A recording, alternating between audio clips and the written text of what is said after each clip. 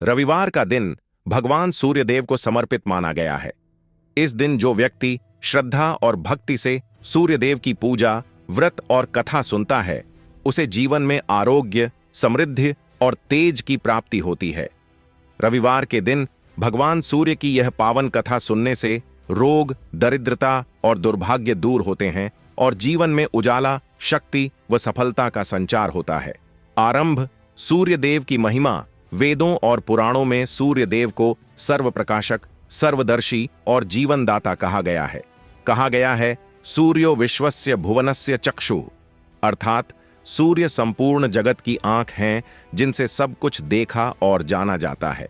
जिस घर में प्रतिदिन सूर्य को अर्घ्य दिया जाता है, वहां कभी अंधकार नहीं रहता।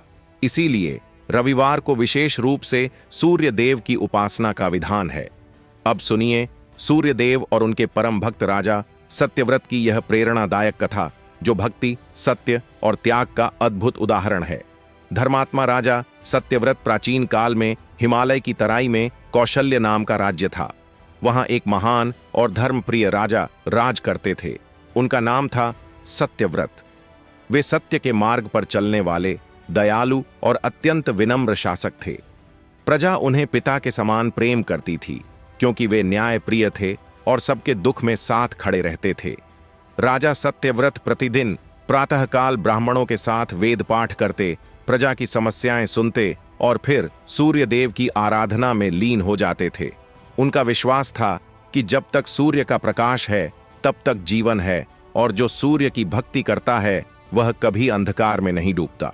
राजा की रानी का नाम था मालवती। वे भी अत्यंत सुशील, धर्मनिष्ठ और पतिव्रता थीं। दोनों मिलकर प्रजा की भलाई के लिए दिन रात प्रयत्न करते थे। राज्य में सुख, शांति और समृद्धि थी, पर एक दुख उन्हें सदा खाता था। संतानहीनता का दुख। राजा और रानी दोनों ही निःसंतान थे। राजा सत्यव्रत के मन में यह पीड़ा थी कि मेरे बाद इस राज्य का क्या होगा। रानी मालवती प्रायः रातों को रोती और कहती, स्वामी, शायद हमारे भाग्य में संतान सुख नहीं लिखा है। राजा उन्हें सांत्वना देते, देवी, निराश मत हो। जब तक सूर्य उदय होते हैं, तब तक आशा जीवित है। हम सूर्यदेव के शरण जाएंगे, वे अवश्य हमारी गोद भरेंगे। इसके बाद दोनों ने निर्णय लिया कि वे रविवार का व्रत करेंगे और 12 रविवार तक उपवास रखकर सूर्यदेव की आराधना करेंगे। उन्होंने अपने गुरु वशिष्ठ मुनि से अनुमति ली और विधिवत व्रत आरंभ किया। रविवार व्रत का प्रारंभ पहले रविवार की प्रातःकाल बेला थी। राजा और रानी दोनों ने गंगा स्नान किया, लाल वस्त्र धारण किए और तांबे के पात्र में जल, गुड़, लाल पुष्प, चावल व अक्षत रखकर पूर्व दिशा की ओर मुख किया। राजा ने दोनों हाथों से सूर्य की ओर जल अर्पित करते हुए कहा, एयूएम घृण्य सूर्याय नमः। हे प्रभु, आप प्रकाश के सागर हैं, जीवन के दाता हैं, धर्म के रक्षक हैं। जैसे आप अंधकार मिटाते हैं, वैसे ही मेरे जीवन के अंधकार को मिटाइए। अर्घ्य देने के पश्चात उन्होंने सूर्य स्तोत्र का पाठ किया। जपा कुसुम संकाशम काश्यपेयम महाद्युतिम तमोरिन सर्व पापघ्नम प्रणतोस्मि दिवाकरम। राजा ने व्रत का संकल्प किया और दिन भर फलाहार किया। शाम को ब्राह्मणों को भोजन कराया, दान दिया और सूर्यदेव का भजन गाया। रानी भी पूरे दिन मौन रहकर सूर्य का ध्यान करती रहीं। सूर्यदेव की परीक्षा इस प्रकार 12 रविवार बीत गए। 13वें रविवार से पहले राज्य में अचानक विपत्ति आ गई। भयंकर सूखा पड़ा, नदियां सूखने लगीं, फसलें नष्ट हो गईं। प्रजा भयभीत हो उठी और दरबार में आकर बोली, महाराज, वर्षा नहीं हो रही, अन्न का अभाव है, कृपया कुछ कीजिए। मंत्री बोले, महाराज, आप तो उपवास में लीन हैं, अब प्रजा की रक्षा करें, व्रत बाद में कीजिए। राजा मुस्कुराए और बोले, यदि मेरी भक्ति सच्ची है तो सूर्यदेव स्वयं इस विपत्ति को हर लेंगे। मैं अपनी प्रतिज्ञा नहीं तोड़ूंगा। राजा ने प्रजा की सहायता के लिए अपने कोष का सारा अन्न और धन गरीबों में बांट दिया। स्वयं फल और जल पर रहने लगे। भूखे रहकर भी उन्होंने सूर्यदेव की उपासना नहीं छोड़ी। रात को वे ध्यान में बैठे थे, तभी एक तेजस्वी वृद्ध ब्राह्मण प्रकट हुए।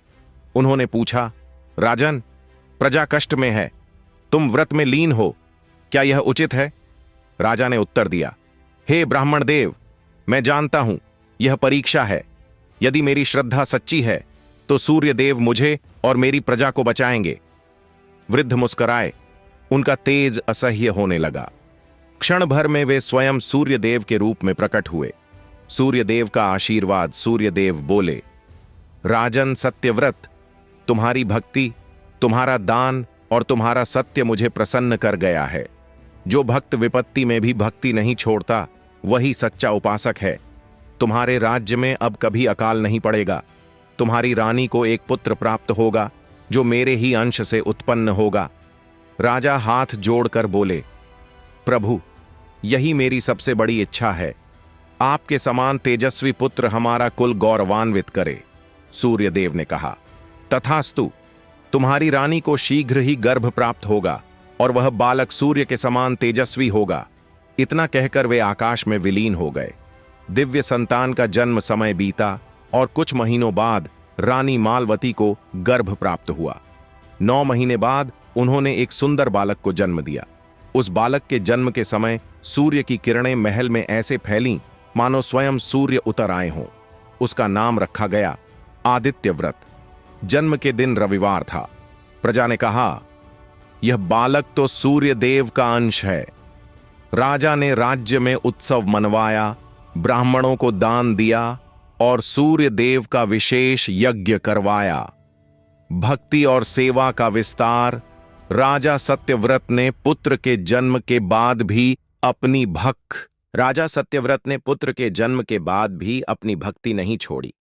वे प्रतिदिन प्रातः सूर्य को अर्घ्य देते, रविवार को व्रत रखते और सूर्य नाम स्मरण करते।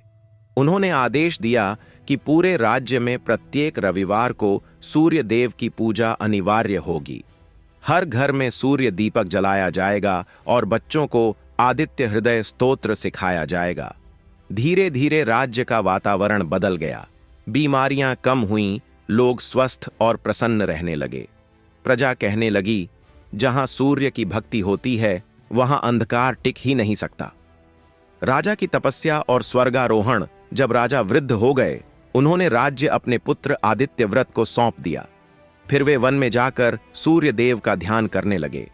दिन रात एयुएम सूर्याय नमः का जाप करते हुए वे वन में रहते। कई वर्ष तपस्या करने के बाद एक दिन तेजस्वी रथ आकाश से उतरा। उसमें सूर्यदेव स्वयं विराजमान थे। उन्होंने कहा, राजन सत्यव्रत, तुम्हारा तप पूर्ण हुआ। अब तुम मेरे लोक में आओ, जहां सदा प्रकाश, शांति और आनंद है। राजा ने भूमि को प्रणाम किया और सूर्य लोक की ओर प्रस्थान किया। उनके साथ उनका तेज ऐसा बढ़ा कि पूरा आकाश आलोकित हो गया। फलश्रुति, कथा सुनने का फल। जो श्रद्धा से रविवार के दिन इस कथा को सुनता है, उसके जीवन में सूर्य की भांति तेज और सफलता आती है। रोग, दरिद्रता और संकट नष्ट होते हैं। घर में सुख, संतान, समृद्धि और शांति का वास होता है। सूर्यदेव कहते हैं, जो मुझे जल अर्पित करता है, मैं उसके जीवन से अंधकार चूस लेता हूं और उसे ज्ञान, बल, आरोग्य और तेज प्रदान करता हूं। भाग 1 समाप्त। अगले भाग में कथा आगे बढ़ेगी। राजकुमार आदित्य व्रत की परीक्षा और सूर्यदेव का पुनः प्रकट होना, जहां वह अपने पिता के समान सत्य और भक्ति की राह पर चलता है। सूर्यदेव और उनके भक्त राजा सत्यव्रत की कथा। भाग 2 रविवार का दिन भगवान सूर्यदेव को समर्पित माना गया है। इस दिन जो व्यक्ति श्रद्धा और विश्वास से सूर्यदेव की पूजा करता है, वह अपने जीवन में तेज, आरोग्य और समृद्धि प्राप्त करता है। सूर्यदेव की कृपा से अंधकार मिटता है, सत्य और धर्म का प्रकाश बढ़ता है। अब सुनिए राजा सत्यव्रत के पुत्र राजकुमार आदित्य व्रत की अद्भुत कथा, जिसने अपने पिता की भक्ति को और भी ऊंचाई दी। राजकुमार आदित्य व्रत का बाल्यकाल। राजकुमार आदित्य व्रत बचपन से ही अत्यंत तेजस्वी, विनम्र और विद्वान थे। उनके मुख पर हमेशा दिव्य आभा झलकती थी। राजा सत्यव्रत उन्हें प्रतिदिन सूर्य आराधना का महत्व सिखाते थे। हर सुबह पिता पुत्र दोनों साथ में तांबे के पात्र में जल लेकर सूर्य को अर्घ्य देते और कहते, एयुएम घृणीय सूर्याय नमः। हे प्रभो, हमें धर्म, शक्ति और सत्य का मार्ग दिखाइए। आदित्य व्रत की शिक्षा ब्रह्मर्षि वशिष्ठ के आश्रम में हुई। वहां उन्होंने वेद, शास्त्र, युद्ध कला और नीति शास्त्र सीखे। गुरु वशिष्ठ हमेशा कहते, वत्स, तुम्हारे अंदर सूर्यदेव का अंश है। तुम्हारा तेज कभी मंद न पड़े, इसलिए सदा सत्य का मार्ग अपनाना। राज्य में नई परीक्षा। जब आदित्यव्रत युवा हुए तभी राज्य में एक कठिन परीक्षा आई। पड़ोसी राज्य मद्रदेश के राजा अरिष्टनाश ने कौशल्य राज्य पर आक्रमण कर दिया। वह अत्याचारी और अहंकारी था। उसने कहा, सत्यव्रत वृद्ध हो गए हैं, अब उनका राज्य आसानी से जीता जा सकता है। राजा सत्यव्रत ने कहा, बेटा, अब यह तुम्हारी परीक्षा का समय है।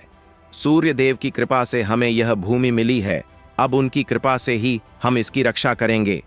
आदित्यव्रत ने युद्ध की तैयारी की, किंतु युद्ध से पहले वे प्रातः उठकर स्नान किए, सूर्य की ओर मुख कर 3 बार अर्घ्य दिया और प्रार्थना की, हे आदित्य देव, जो धर्म का रक्षक है, उसे आप कभी हारने मत दीजिए।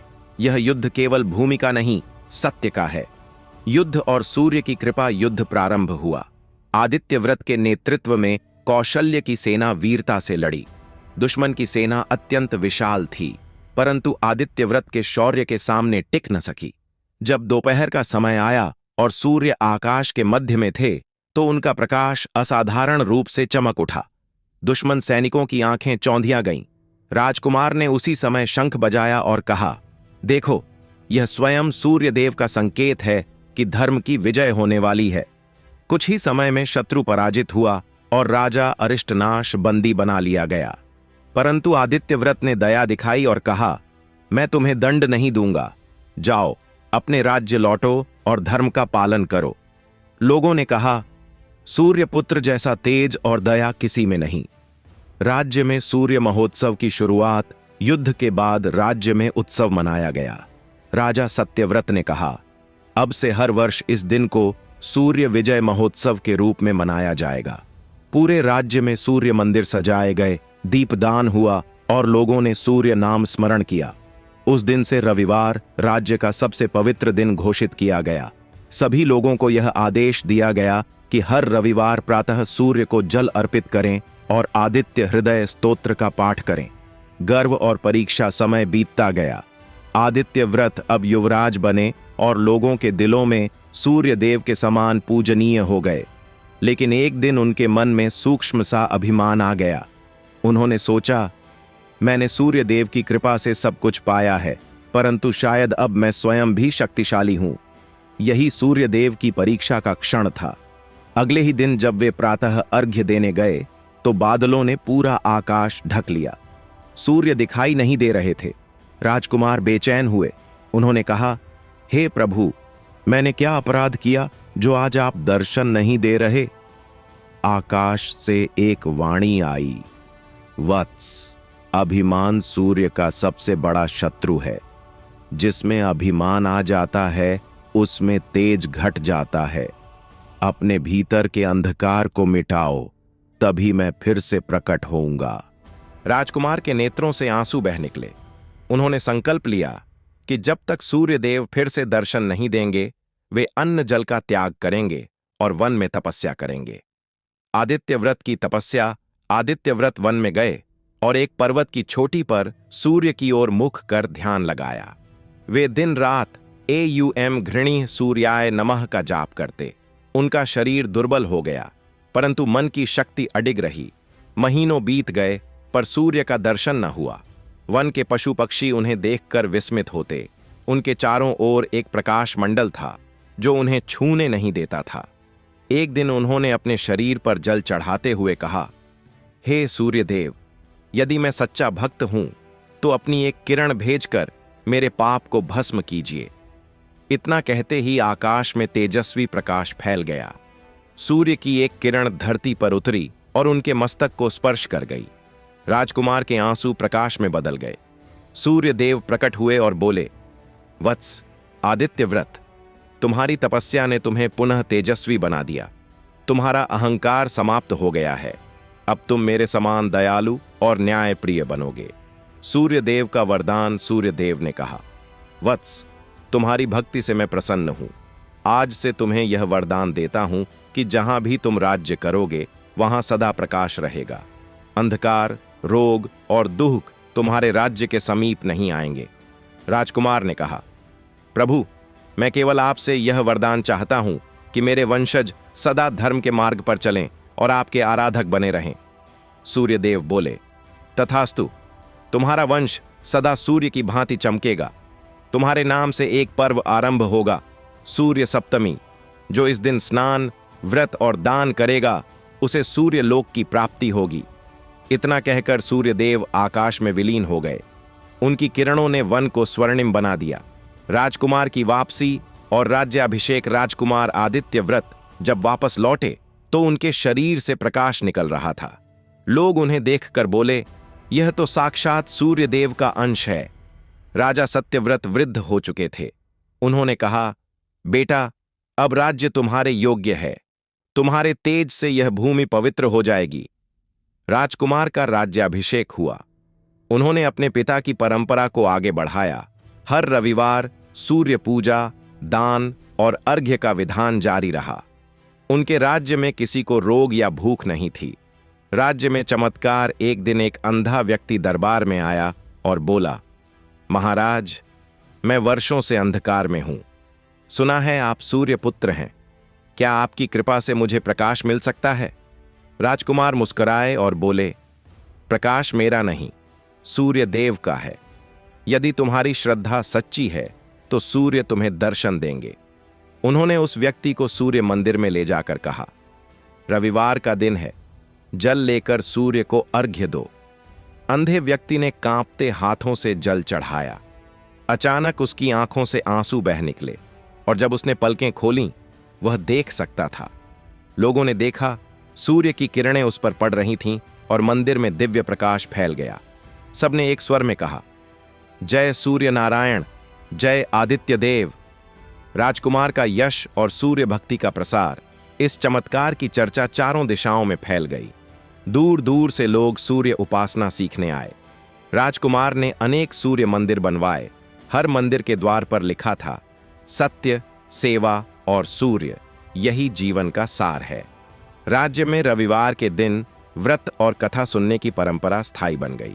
कहा जाने लगा, जहां सूर्य की पूजा होती है वहां अंधकार मिट जाता है।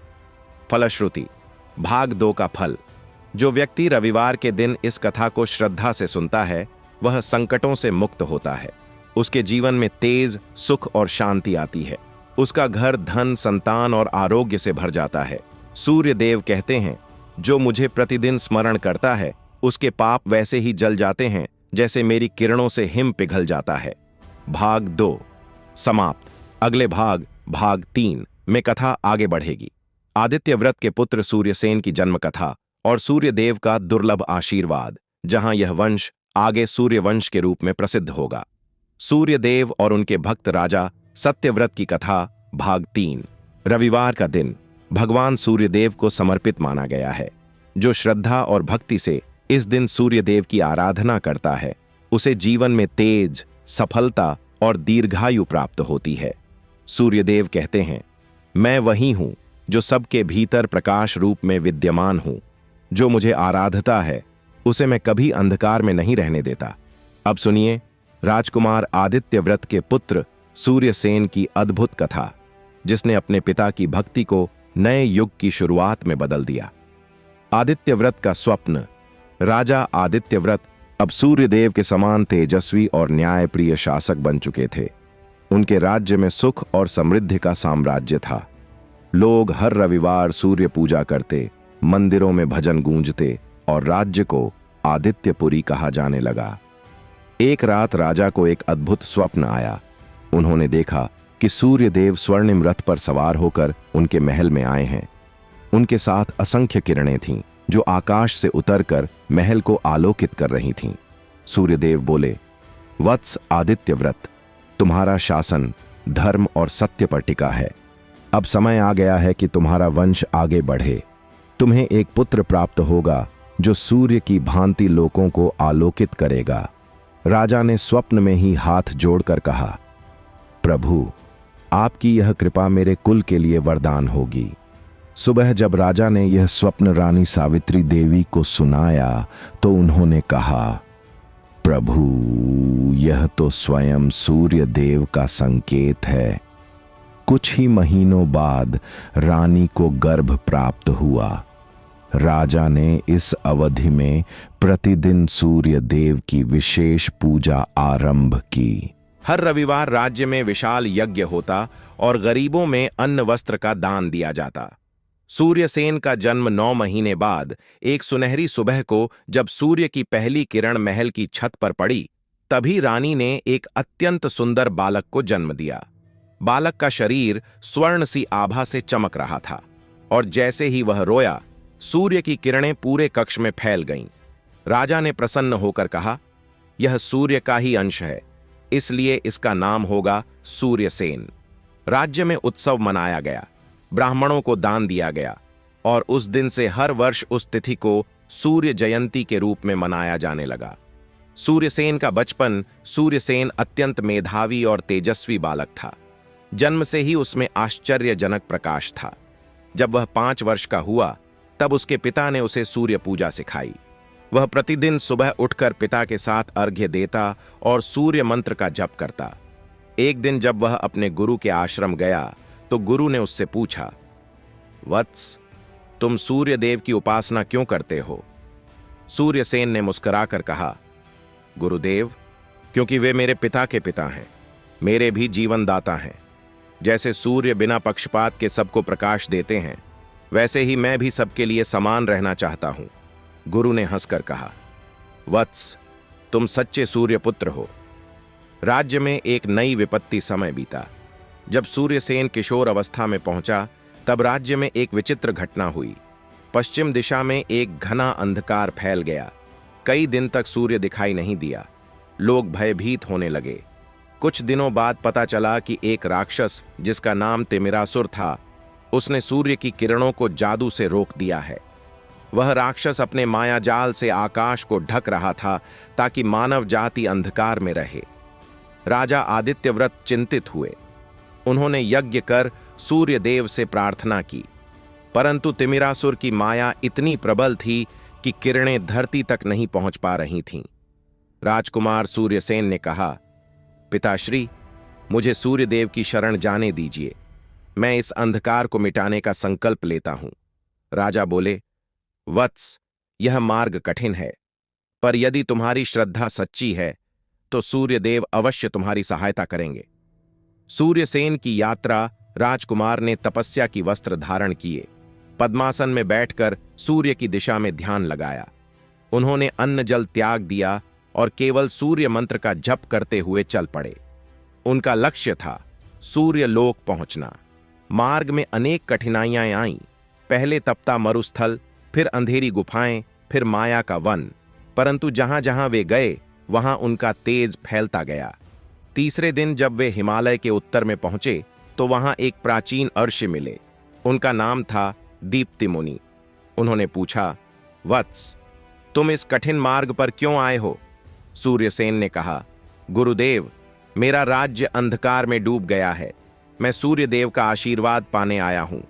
दीप्ति मुनि मुस्कुराए, वत्स, सूर्यदेव की प्राप्ति केवल शक्ति से नहीं, सूर्यदेव का साक्षात्कार। एक दिन उसके ध्यान में सूर्य की किरणें उतरने लगीं। पहले हल्का प्रकाश, फिर तेजस्वी आभा, फिर अग्नि ज्योति। अंततः सूर्यदेव स्वयं प्रकट हुए, स्वर्णिम रथ पर 7 घोड़ों के साथ। उनके हाथों में कमल था और मुख पर दिव्य मुस्कान। उन्होंने कहा, वत्स सूर्यसेन, तुम्हारी भक्ति ने मुझे प्रसन्न कर दिया। तुम्हारे वंश का नाम अब से सूर्यवंश कहलाएगा। तुम्हारे राज्य में अंधकार इसलिए फैला क्योंकि लोगों में श्रद्धा घट गई थी। अब जाओ, उन्हें फिर से भक्ति का मार्ग दिखाओ। सूर्यसेन ने सिर झुकाया, प्रभु, मैं आपका सेवक हूं। मुझे शक्ति दीजिए कि मैं तिमिरासुर को पराजित कर सकूं। सूर्यदेव ने अपने रथ से एक स्वर्णिम किरण खींच कर दी और बोले, यह दीप्ति अस्त्र है। जहां इसे धारण किया जाएगा, वहां अंधकार मिट जाएगा। तिमिरासुर से युद्ध सूर्यसेन अपने राज्य लौटे। आकाश अब भी काला था, पर उनके हाथ में वह स्वर्णिम किरण जल रही थी। उन्होंने अपनी सेना को एकत्र किया और कहा, यह युद्ध अंधकार और प्रकाश के बीच है। हमारा अस्त्र है भक्ति, हमारा बल है सूर्य की कृपा। तिमिरासुर ने आकाश से गर्जना की, कोई भी मेरे अंधकार को नहीं मिटा सकता। पर सूर्यसेन ने दीप्ति अस्त्र उठाया और सूर्य मंत्र का उच्चारण किया।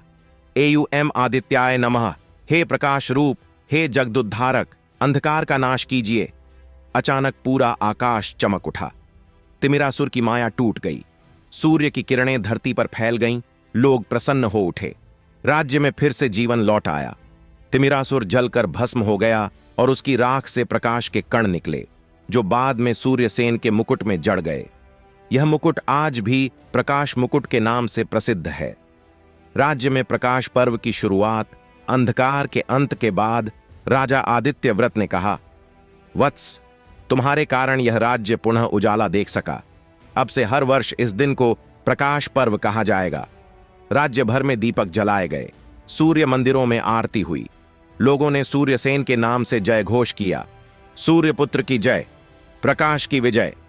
रविवार का दिन फिर से महोत्सव बन गया। हर व्यक्ति उस दिन अर्घ्य देता, सूर्य मंत्र का जाप करता। सूर्यसेन की प्रतिज्ञा। सूर्यसेन ने कहा, मैं अपने जीवन को सूर्यदेव की सेवा में अर्पित करता हूं। जहां भी अंधकार फैलेगा, मैं भक्ति की ज्योति लेकर पहुंचूंगा। उन्होंने पूरे भारतवर्ष में सूर्यदेव के मंदिर बनवाए। उज्जैन, मथुरा, अयोध्या, ताम्रलिप्त और मलय पर्वत तक। हर मंदिर के द्वार पर लिखा था, सूर्य ही सत्य है, सत्य ही प्रकाश है। फलश्रुति भाग 3 का फल। जो रविवार के दिन इस कथा को सुनता या सुनाता है, उसके जीवन से अंधकार मिट जाता है। उसके परिवार में सुख, समृद्धि और दीर्घायु का वास होता है। सूर्यदेव उसकी सभी मनोकामनाएं पूर्ण करते हैं। कहा गया है, सूर्य पापानि हन्त्येव तेजसा स्वप्रकाशतः नित्यम यह स्मृति देवम तम सूर्यलोकम प्राप्नुयात। अर्थात जो प्रतिदिन सूर्य देव का स्मरण करता है, वह स्वयं तेजस्वी बनता है और अंत में सूर्य लोक को प्राप्त करता है। भाग 3 समाप्त। अगले भाग 4 में कथा आगे बढ़ेगी। सूर्यसेन के वंशज राजा सुमित्र की कथा, जब सूर्यदेव ने धरती पर अवतार लिया। सूर्यदेव और उनके भक्त राजा सत्यव्रत की कथा, भाग 4। रविवार का दिन भगवान सूर्यदेव को समर्पित माना गया है। जो श्रद्धा और भक्ति से इस दिन सूर्यदेव की आराधना करता है, उसे आरोग्य, यश और समृद्धि की प्राप्ति होती है। सूर्यदेव कहते हैं, मैं जगत का साक्षी हूं, सत्य और धर्म का प्रहरी हूं। जो मुझे भजता है, मैं उसका जीवन प्रकाश से भर देता हूं। अब सुनिए राजा सूर्यसेन के पुत्र राजा सुमित्र की प्रेरणादायक कथा, जिसमें सूर्यदेव ने स्वयं धरती पर अवतार लेकर धर्म की स्थापना की। राजा सुमित्र का राज्य राजा सूर्यसेन के राज्य में वर्षों तक सुख और समृद्धि रही। उनके बाद उनके पुत्र सुमित्र ने राज्य संभाला। राजा सुमित्र अपने पिता और दादा की भांति सूर्य भक्त थे, परंतु उनके समय में संसार का स्वभाव बदलने लगा था। लोगों में लोभ, क्रोध और अहंकार बढ़ने लगा। भक्ति घटने लगी। रविवार को लोग पूजा के बजाय व्यापार में लगने लगे। राजा सुमित्र को यह देखकर बहुत दुख हुआ। उन्होंने दरबार में कहा, मेरे पूर्वजों ने सूर्य की आराधना से यह राज्य प्राप्त किया, परंतु अब लोग उस सूर्य को भूल रहे हैं जिसके कारण यह जगत जीवित है। उन्होंने निश्चय किया कि वे स्वयं जनता में जाकर सूर्य भक्ति का प्रचार करेंगे। राजा का व्रत राजा सुमित्र ने 12 वर्षों का सूर्य व्रत करने का संकल्प लिया। उन्होंने दरबार की भव्यता छोड़ दी और साधारण वस्त्र धारण किए। हर रविवार वे उपवास रखते, सूर्य को अर्घ्य देते और नगर के चौक में जाकर बच्चों को सूर्य मंत्र सिखाते। धीरे धीरे लोगों में श्रद्धा लौटने लगी। गांव-गांव में सूर्य स्तोत्र गूंजने लगा। कई स्थानों पर लोग अपने घरों में छोटे सूर्य मंदिर बनाने लगे। राजा को देखकर प्रजा कहती, यह तो साक्षात धर्म का मार्ग दिखाने वाले सूर्य पुत्र हैं। असुर शक्तियों का उदय, परंतु जब धर्म बढ़ता है तो अधर्म भी चुनौती देता है। दूर दक्षिण में क्रूरासुर नाम का एक असुर उत्पन्न हुआ, जो सूर्य के प्रकाश से जल जाता था। उसने संकल्प लिया, मैं सूर्य के तेज को मिटाऊंगा। उसने घोर तपस्या की और शनिदेव से वरदान मांगा, मुझे ऐसी शक्ति दो कि मैं सूर्य के प्रकाश को रोक सकूं। शनिदेव ने कहा, क्रूरासुर, मैं न्याय प्रिय हूं। यदि तुम धर्म से हटे तो यह शक्ति तुम्हें ही नष्ट कर देगी। परंतु असुर ने वरदान लेकर अत्याचार आरंभ कर दिया। वह जहां जाता वहां धुंध और अंधकार फैल जाता। धीरे धीरे सूर्य की किरणें मंद पड़ने लगीं। लोगों ने राजा सुमित्र से कहा, महाराज, अब तो दिन में भी अंधकार छा गया है, पक्षी भ्रमित हैं, फसलें नष्ट हो रही हैं। राजा सुमित्र ने ध्यान लगाया और देखा कि यह सब क्रूरासुर का काम है। उन्होंने कहा, यह अंधकार बाहरी नहीं, भीतर की भक्ति के घटने से फैला है। हमें पहले अपने हृदय का दीपक जलाना होगा। राजा की तपस्या। राजा सुमित्र ने राज्य की व्यवस्था मंत्रियों को सौंपी और स्वयं सूर्य पर्वत की ओर चल पड़े। वहां उन्होंने तपस्या आरंभ की। प्रातः वे सूर्य की दिशा में अर्घ्य देते और दिन भर आदित्य हृदय स्तोत्र का जप करते। महीनों तक उन्होंने भोजन नहीं किया, केवल जल पिया। उनका शरीर दुर्बल हो गया, परंतु भक्ति प्रबल होती गई। एक दिन वे अचेत होकर गिर पड़े। तभी आकाश से दिव्य प्रकाश उतरा। वह स्वयं सूर्यदेव थे, जो अपने भक्त की पुकार सुनकर आए थे। सूर्यदेव का अवतार सूर्यदेव ने कहा, वत्स सुमित्र, तुम्हारी भक्ति ने मुझे पृथ्वी पर उतरने के लिए विवश कर दिया।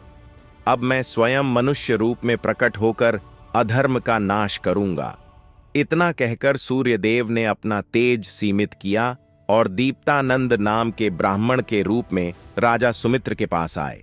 उन्होंने कहा, राजन, मैं एक साधारण ब्राह्मण हूं, मुझे आश्रय दो और क्रूरासुर से इस जगत को मुक्त करने में सहायता करो। राजा ने कहा, आप कौन हैं जो इतना दिव्य तेज लेकर आए हैं? ब्राह्मण मुस्कुराए, मैं वही हूं जिसकी किरणों से यह जगत जीवित है, परंतु आज मैंने अपने भक्तों की रक्षा के लिए मनुष्य रूप धारण किया है। राजा ने उनके चरणों में सिर झुका दिया। उनकी आंखों से आंसू बह निकले। प्रभु, यदि आप स्वयं इस पृथ्वी पर अवतरित हुए हैं तो यह युग धन्य है। क्रूरासुर से युद्ध। अगले दिन राजा सुमित्र और ब्राह्मण रूपी सूर्यदेव अपनी सेना लेकर दक्षिण की ओर बढ़े। क्रूरासुर ने आकाश में धुआं भर दिया। सूर्य छिप गया। चारों ओर अंधकार फैल गया। राजा ने कहा, हे प्रभु, अब प्रकाश आपके ही हाथ में है। सूर्यदेव ने अपना असली रूप धारण किया। उनका रथ आकाश में प्रकट हुआ। 7 घोड़े चमकने लगे और उनकी किरणें असुर की ओर बढ़ीं।